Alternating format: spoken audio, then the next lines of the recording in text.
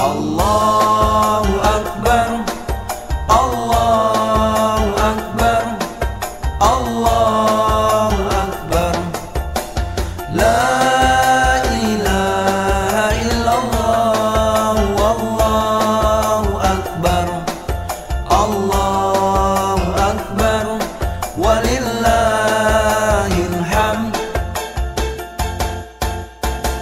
Suara takbir bergema di mana-mana, mulai dari desa sampai ke kota, pertanda hari kemenangan telah tiba.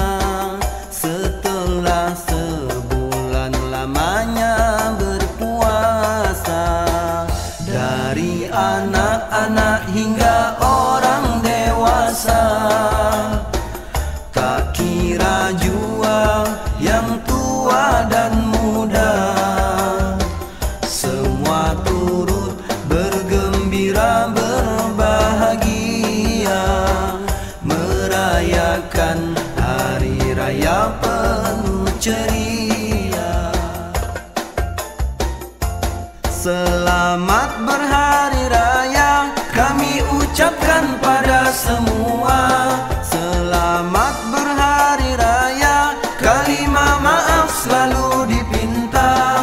Selamat berhari raya, mohon ampunan segala dosa. Selamat berhari raya, suburkan kembali rasa bersaudara. Selamat berhari raya, semoga kita kembali pada fitrah semula.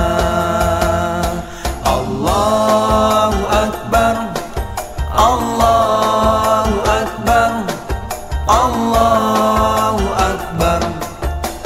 La ilaha illallah, wallahu akbar, Allahu akbar, walillahil hamd. Suara takbir bergema di mana-mana, mulai dari desa sampai ke kota, pertanda hari kemenangan telah tiba. Setelah sebulan lamanya berpuasa, selamat hari lebaran, sujud dan syukur kepada Tuhan. Selamat hari lebaran, marilah kita berjabat tangan.